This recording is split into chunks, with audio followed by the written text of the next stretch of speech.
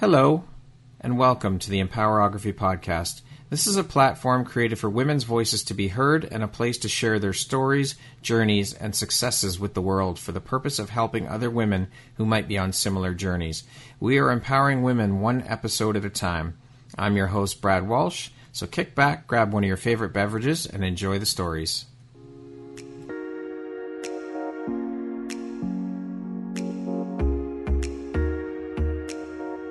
If you're looking for jewelry that makes an impact on your self-care routine and your style, Empowerography would love to offer you a discount code to one of our exclusive partners, Quartz & Canary Jewelry and Wellness Company.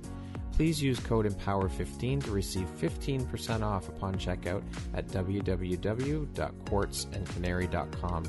Quartz & Canary is truly the place where spirituality meets style. Hello there, Brad Walsh here, your host of the Empowerography Podcast. Today, my guest is Crystal Oystrick. She is the owner and founder of We Got Wood. How you doing today, Crystal?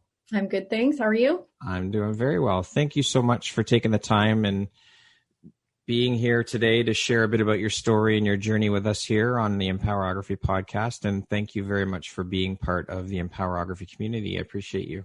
Yeah, thanks for having me. My pleasure. So let's jump right in. So, Crystal, you work in the field of behavior analysis. You're a partner in a private practice assisting families with children on the autism spectrum, and you are also the founder and owner of We Got Wood. How do you balance your time between the two businesses? I run a very strict schedule on myself. I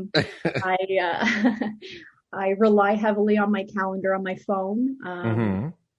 It was definitely a learning curve to run the two businesses. So I've been doing, ABA, behavioral analysis, for quite a few more years. And when We Got Wood came in, I definitely had to put some strict, boundaries for one job, just so I can focus on the other and vice versa. Obviously it's the most important thing is to know even when to shut them both off, and kind of focus on family life and things like that. So definitely a learning process, still probably learning. I definitely run myself. I think that's an ongoing thing, right? Yeah, I think so for everybody. Yeah, absolutely. So how long have you been working with kids on the spectrum? Well, now I'm really going to age myself. As I look at my diploma on my wall, we're getting close to 12 years. 12 years. Wow. Yeah. What inspired you to start a career in behavior analysis in the mental health world and all of that? Funny enough, I thought I'd get more into a counseling role when I was in high school. I was always planning on doing like a psych degree, and I always kind of envisioned myself as a kind of a psychiatrist or a psychologist. And now I'm really going to age myself even more. I was the double cohort. So I was the last year to take like OAC. And I remember just being panicked that no university, no college would ever accept me. So I had applied everywhere I could. And I got in everywhere, which was nice. Yeah. So I ended up focusing in on, I went to U of T for psychology. Okay. And that's such a broad field. So I decided to kind of look at a college course that I had gotten into back when I graduated high school, and it was behavioral science. So I started doing that. What happened? They placed me in a center for children with autism, and honestly, the rest is history. I loved it. I never looked back. So, yeah. Okay. Now, how did the idea how did the business or the idea to start your own practice with your partner come about? I had worked in a few centers, and over time I felt there was this lack of responsibility towards the family, in the sense that, you're working on skills with these children in a center and a school-like atmosphere, and you're not really considering their family dynamic, which is a really important piece. So for me personally, I felt I didn't want to only teach a skill just to teach it. I wanted to put value in teaching these families how they could actually start teaching their kids these skills. Once I decided to make that shift into starting to do home-based therapy, I realized I was only a one-woman show. And at that time you could work sort of for yourself, right, without sort of the supervision of a board certified behavioral analyst. okay. So I ended up connecting with colleagues in the field. And then we started recruiting therapists and training therapists to work with some of our families. And that's sort of how our partnership came alive. Okay. What lights you up or inspires you the most about your practice and working with kids on the spectrum and in the mental health world? I would definitely say we take a lot of skills, just daily skills for granted, like communication, self-help, gross motor, fine motor, just daily life skills. And a lot of those skills are really difficult for people with autism. So when I see how profound this therapy like the positive effects it has on these kids, and the families as a whole, that fuels my fire right there. When you can teach a child to successfully ask their parent for a snack, or that they can manage to brush their teeth relatively on their own, or even as not simple, but as as a skill that we take for granted. I was just going to say, the washroom, we take for granted and think is so easy, right? Right. Absolutely. So when I can teach these families and, teach these kids how to do some of these more concrete skills, just seeing the change of the family dynamic when a child can start to learn to communicate is awesome. So I'm sure. What would you say is the hardest part of what you do? I see a lot, especially at the beginning when you're starting with a family. Parents can feel very defeated by autism. Mm-hmm. And it's tough because, I have an obligation to be, to follow ethical guidelines and, never coerce a family to do ABA, but it's definitely something where I find it hard to, sort of give them the facts on what ABA in its entirety can do for the family, mm-hmm. and sort of take that defeat away. It's hard on families. So slowly but surely, they do begin to see the changes. Yeah.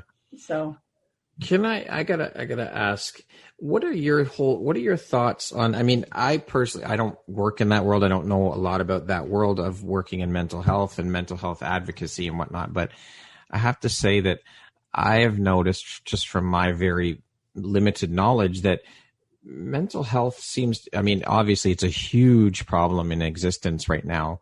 And especially now, I think it's gotten worse because of the pandemic and what's going on in the world. But from what I can tell, it seems like mental health is still a dirty word or a shameful thing. Shame is a stigma that's associated with it, and it kind of gets swept under the rug. What are your thoughts on that? Do you think that, or do you think that we have started to see a bit of a change and a shift in that attitude?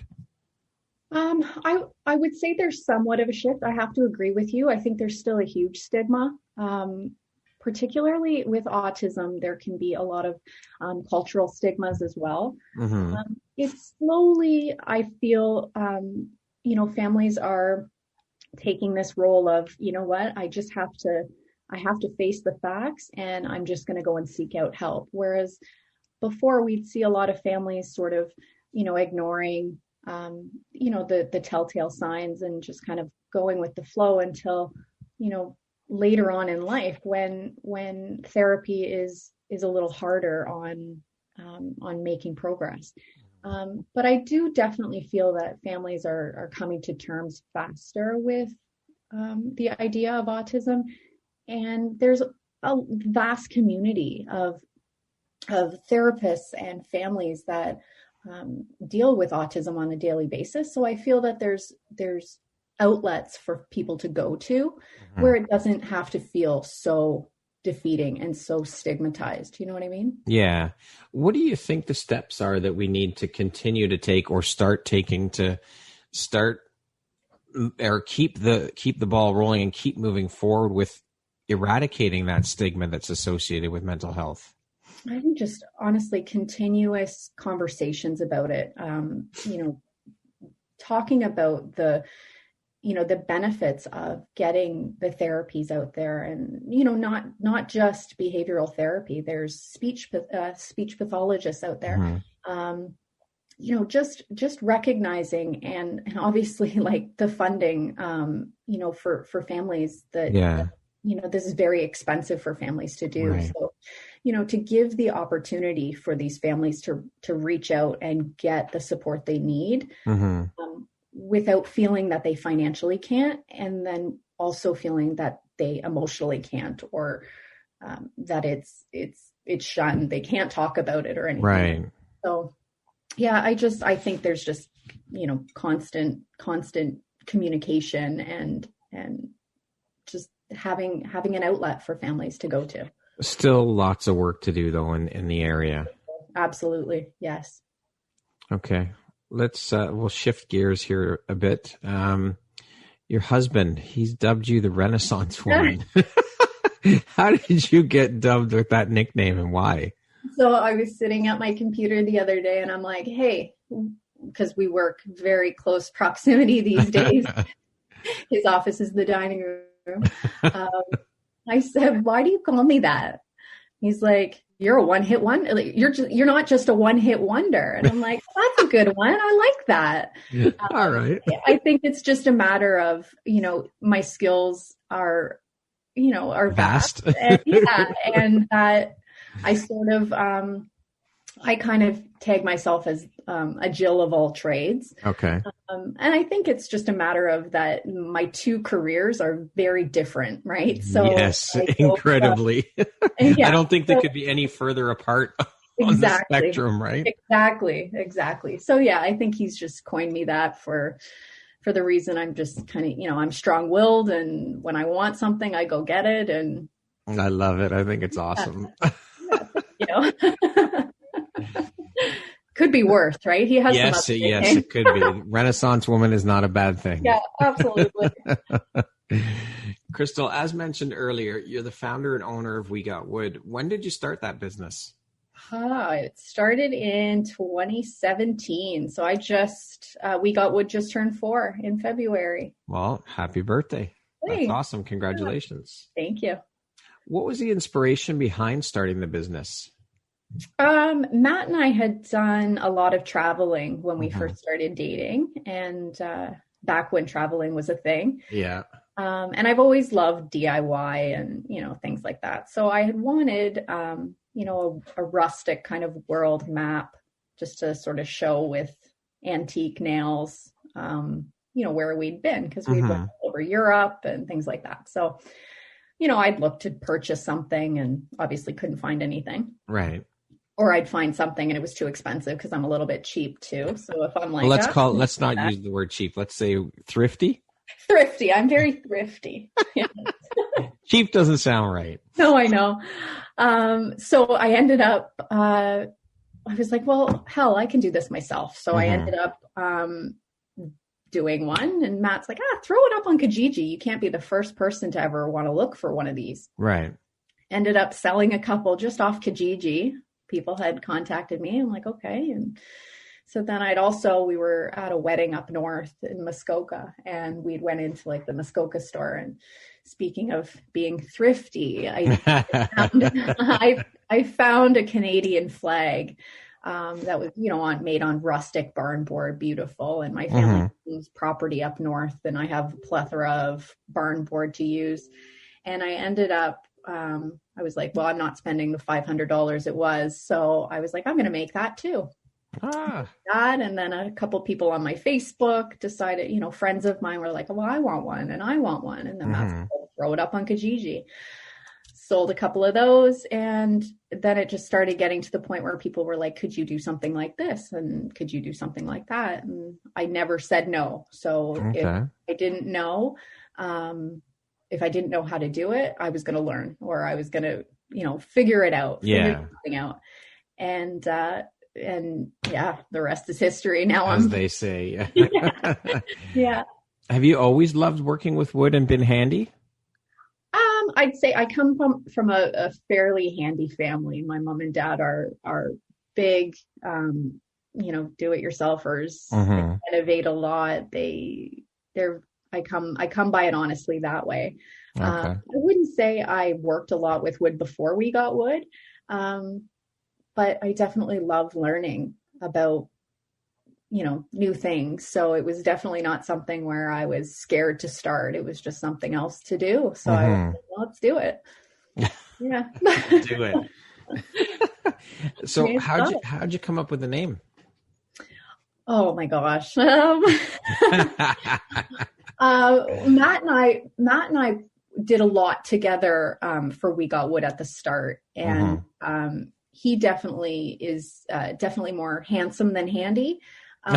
But he's definitely my top cheerleader. So I remember sitting down going, well, we've got to name it We Got Wood, sort of like on Dumb and Dumber, how they call We Got Worms. That's what they call it. So I just thought, I was like, well, that's kind of funny, and let's try that. And it just went. It just stuck. It stuck. And the rest, as they say, is history. Yeah, absolutely. What's your favorite part of this business? What excites you the most? Oh, I've taken on a lot more work with like live edge walnut and things like that. So designing those pieces can be really, because they're so ornate, no one piece matches another. So I feel like designing those kind of cool pieces, it's hard though, because when I see something I love, I'm like, well, maybe I'll just keep this one. Yeah. Matt's my stabilizer. He's like, no, those are going out.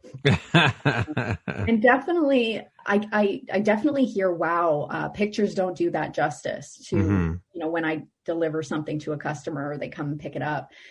So it's probably the reaction I get customers on the regular. So, yeah.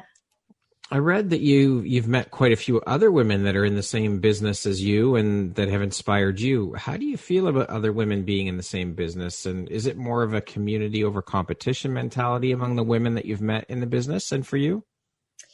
Yeah, sadly, not all women have that community mentality. Fortunate, I've kind of surrounded myself with, some amazing women in the woodworking community. It's so nice when you have, a colleague in the field that, you value the relationship with each other, and, there's more than enough business to go around. So it definitely isn't something where it has to be a complete competition with people. Yeah. I'd rather put my energy in a healthier, support fellow makers, instead of bringing others down. It's really no point. I definitely have a good variety of girls in this field, women in this field that, especially when it's a male dominated industry. Yeah. It's nice to have women to kind of bounce ideas off of. And, it's just so nice. Like it truly feels like a little community amongst makers. And it's awesome. Have you come across much of that though in the female woodworking community, that there is some competition? Have you personally come across it?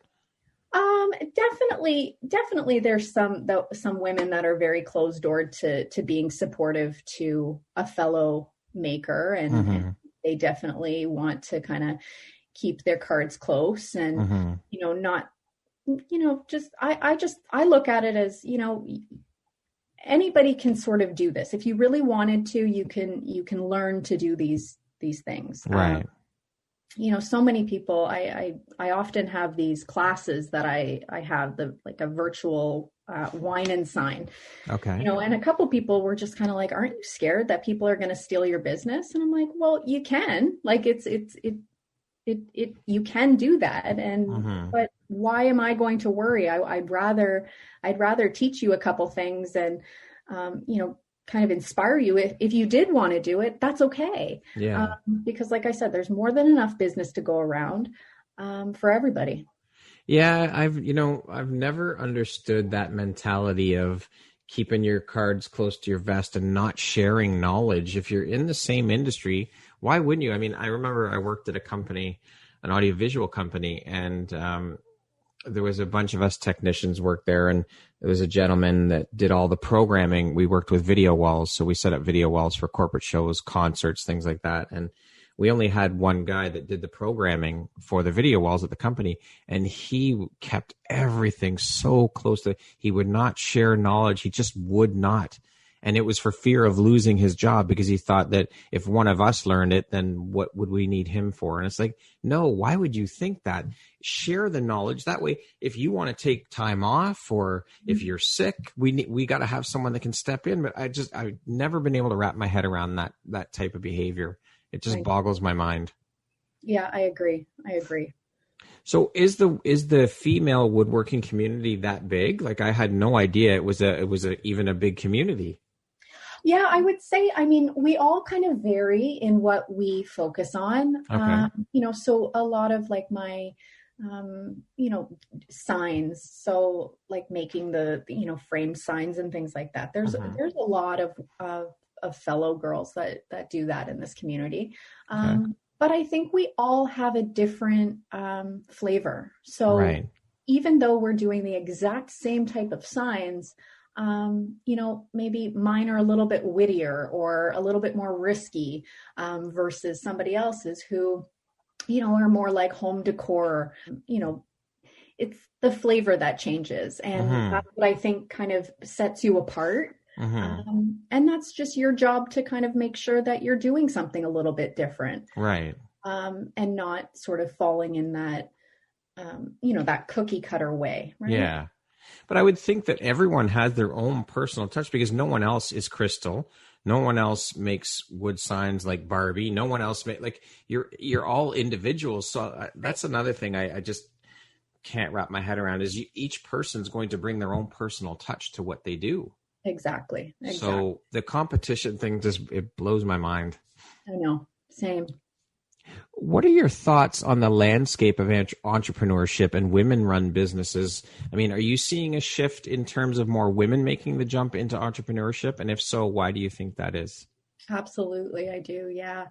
I think there's that common image of a successful entrepreneur as being male. And I just think more and more women are just like, we need this shift. We need to normalize a woman going out and doing shit on her own. And I think also what's helping is that men are becoming more accepting of women taking the lead in a very powerhouse position. Not all men. There's not all men, that's for sure. But that men are supporting women in, and valuing that a woman can bring just as much bread to the table. Yeah. And there's far more to gain by supporting women and their goals and their dreams than the opposite. Like, to just to put no value to that there's a hell of a lot more energy that goes into that than being supportive. Okay. What do you think your unique skill set or superpower is that's helped you become successful? Probably stubbornness. Also, kinder words to describe that would be determination and persistence. There we go. I was just going to say, not stubbornness. Let's try something else. But definitely I come by it honestly as being an Aries. I'm pretty, when my sights are set on a goal, I get it. Yeah. Okay. Speaking of success, how do you define success? What does that word mean to you? It's so subjective to everybody, but I feel, honestly, if you accomplish or are accomplishing your goals, you have people around you that love and support you, you've got success right there. For me, as long as I have my health, Matt and my dog George to come home to, who support and love me unconditionally, that's my success, honestly. Like, my little dog right now is just sitting right beside me, and that's success for me. Yeah. And while I'm accomplishing my goals, obviously. Yes, of course. To date, what would you say is your biggest high or your greatest win? I actually just became board certified. So Congratulations. Thank you. So that's definitely probably my biggest high right now. I was just actually recently asked by somebody if 40 years old was too late to go through and become board certified, because it is a tedious and long process. Is it? Yeah, you kind of had to go back to student mode. Mm-hmm.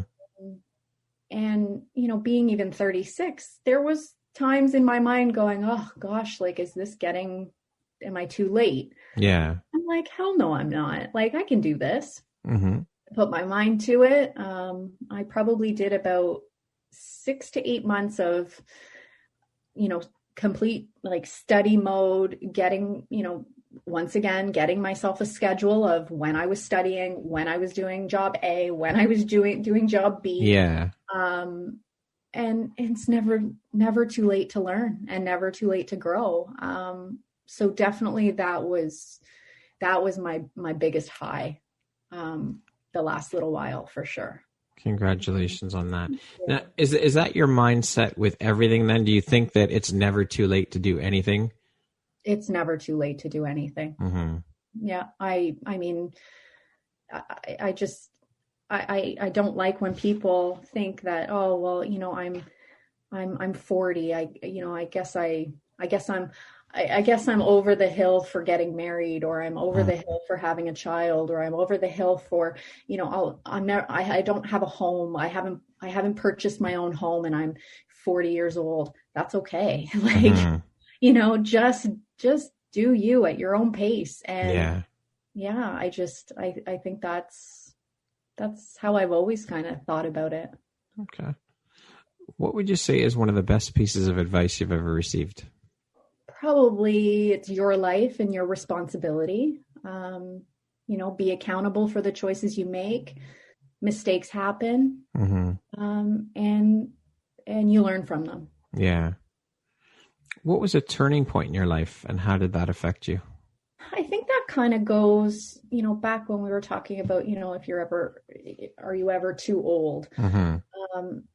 And I think the turning point was when I started to realize I didn't have to conform to societal norms or standards or expectations.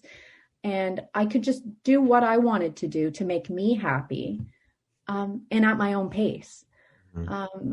I feel that there's like a weird point in women's lives when there's this expectation from the surrounding society. When are you going to buy your house? When are you going to do this? When are you going to do that? And it's just these like constructed expectations that, for person A, that might be important for, but person B, that might not even be on their radar as a goal. So I feel that once I started realizing that I didn't have to listen to these expectations and I didn't have to follow suit, I feel that was like a turning point for me. That's awesome. What makes you feel inspired or like your best self? I try to do this perspective taking, where, if I run into like a situation or a problem, I personally can have a very, the way I think of something is, like how probably everybody kind of works is what I think is the way it is. But I try to change my perspective. So I deliberately make myself think of a situation in a different way. And I think that's how I sort of practice being that best self and being able to empathize for somebody else, or being able to look at a situation from somebody else's eyes. I think that's probably what makes me my best self. That's pretty interesting. Not a lot of people would take the time to actually, first of all, think about it like that, and then to actually take the time to do it, to look at a situation from a different perspective, perhaps someone else's. So that's very interesting way of looking at things. Yeah. And it's just something I it can be as simple as, it's just a minor situation that I just try to look at it from somebody else's perspective. And I think people don't do that. You're right. Or whether they ever did, I'm not sure. But I think it's just with social media, you see that people just have these crazy opinions and they don't, and I have, trust me, I have my own opinions on things and I hold firm with that. But I also accept that not everybody is going to believe the same thing I believe. Yeah. And it doesn't mean that I'm right and they're wrong, or they're right and I'm wrong. It's just a completely different way, different angle. You're just looking at this situation from a different angle, and it changes it completely. So I just try to look at it from that angle a little bit. Okay. That's very interesting. What is one of your favorite quotes? If cauliflower can be a pizza, you, my girl, can be anything. That is awesome. No, but I love that. It's so true. So, yeah. Because I don't know about you, but cauliflower can't be a pizza. I'm sorry. You know what? I had one the other day and it was actually really good. It wasn't terrible. Yeah, but it's not pizza. Come not on. The same. No. No, but I think one of my other favorite quotes is like, don't let yesterday take up too much of today. So yesterday is gone. Yeah. There's not enough time in your lifetime to worry about stuff that happened yesterday. We're not going that direction. And just learn from those things and just move forward, I love that quote. Thanks. What does the word empowerment mean to you? For probably me personally, I think it's just having strength and confidence in regards to controlling your own path. And, also the act of building other people up versus disempowering other women. So I think that empowerment, you can be a powerful, confident woman, but you can be an ass, you can, you can,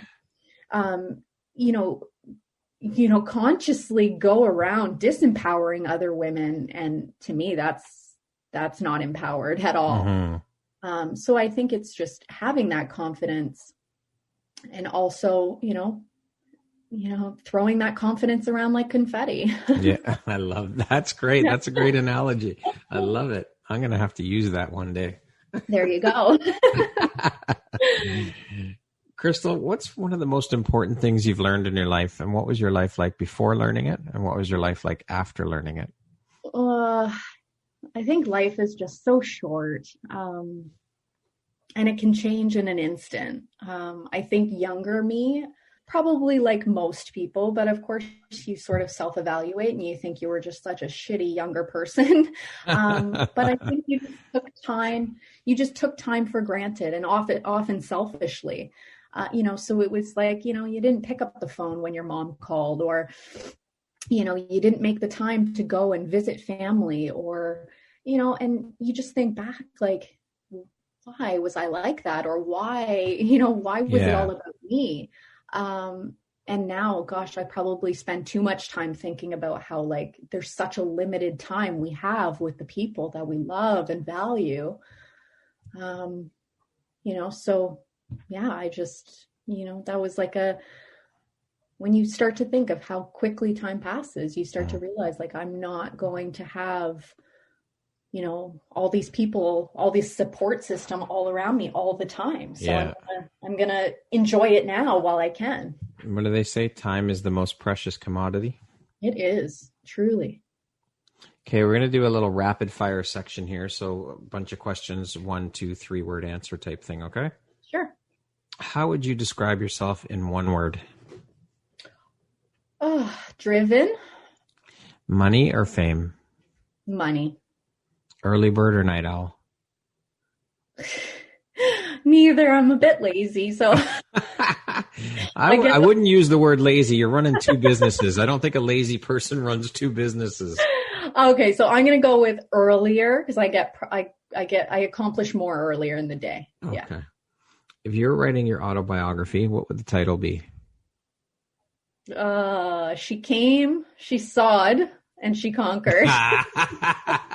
Very clever. I saw what you did there. That's awesome. You're very clever. What's the first thing you think when I say the word future? Unknown, and just don't take a day for granted. Tomorrow isn't promised. Mm-hmm. What is your favorite stress-reducing activity? Love to travel. If you came with a warning label, what would yours say? Contents may explode under pressure. What's one thing you want but cannot buy with money? Oh, more time. Yeah. It's a constant right now for me. Yes, apparently. Yeah. Entrepreneur life is? Fulfilling. If I had an extra hour a day, I would? I'd probably be sleeping. My favorite way to unwind is? Oh, a nice meal, particularly like a dinner. I like a nice dinner. If you could change one thing about the world, what would you change? Oh, people accepting that, everybody is unique and has their own opinions. Just agree to disagree and be kind and move on. Okay, that concludes our rapid fire section. Okay. Crystal, if you could sit down and have a 1-hour conversation with anyone in the world, alive or dead, who would it be and why? I think Michelle Obama or the Obamas would be very insightful to sit down with, for sure.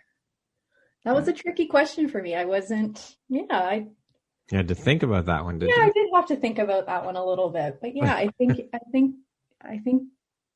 she'd be very inspiring to just sit and, even if it's just a rapid fire kind of questions towards Michelle Obama, I think that would be very cool. Yeah. If you had a theme song that played every time you walked into a room, what song would that be? This one was tricky for me too. But I thought Run the World by Beyonce. What is the most recent investment you've made in yourself? Definitely my board certification. So it definitely was an investment to my knowledge as well as my practice. Yeah. How long did it take in total, in all told? Well, because the board certification is done out of the US, there was a lot of loopholes I had to go through to make sure that my degree and my college diploma and all my coursework was equivalent to a US standard. Okay.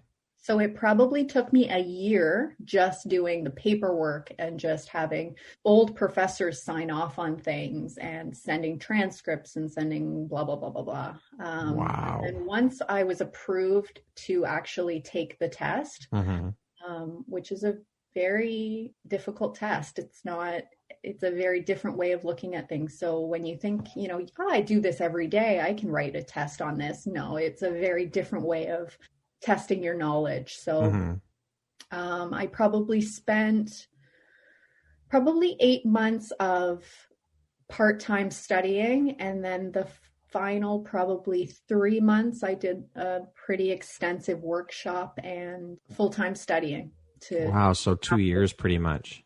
Yeah, it was a long haul. Yeah. That's intense. Yeah, it was, but I'm driven, I'm determined, so it was going to happen. And there's a pretty low pass rate on your first time, and I was like, well, that ain't happening for me. I'm definitely going to pass my first time. So I was going to do everything I needed to do to make sure. Well, that's awesome. Yeah. Love your drive. It's amazing. Thank you. What is your personal motto? Life is what you make it. Very true. Never mind the "we got wood" pun there. Crystal, if you could go back and give your younger self one piece of advice, what would that piece of advice be? Oh, I think write down exactly how you envision yourself as an adult and then throw that piece of paper away. not to say you shouldn't have goals and you shouldn't have like this outlook, but rather to be flexible and how crazy life is. And if we place too many concrete expectations on ourselves of this perfect life or this perfect kind of picture we put in our head, we're just going to be disappointed. So rolling with the punches and adjusting goals is my best advice for younger me. Okay. And lastly, if you were to deliver your last 30-second speech to the world, what would that last 30 seconds sound like? Oh, just that it's your job and only your job to create your own success and happiness. Create and crush your goals and aim to make yourself whole, no one else. Beautiful. I love it. That was probably not Simple. 30 seconds, but... No, that's okay. Simple and to the point. That's all right. Nothing wrong with that. Crystal, thank you so much for being here today and sharing a bit about your story and your journey. The conversation has been amazing, very inspirational and insightful. It's been an absolute pleasure chatting with you. I so appreciate you taking the time to be here and share your story. It's been amazing chatting with you. Thanks for having me. The pleasure was mine. I really enjoyed this. Thank you very much for being part of the Empowerography community. It's great to have this community and have it grow. So, and all of you women who are on the podcast and are part of the podcast are instrumental in growing the community. So I do appreciate each and every one of you. And I appreciate you today for being here and sharing. I'm honored to be a part of it. Thank you. Once again, my name is Brad Walsh, host of your Empowerography Podcast. Today, my guest has been Crystal Oystrick. She is the owner and founder of We Got Wood. Thanks, Crystal. I hope you have an amazing rest of the day. Thanks. Same to you.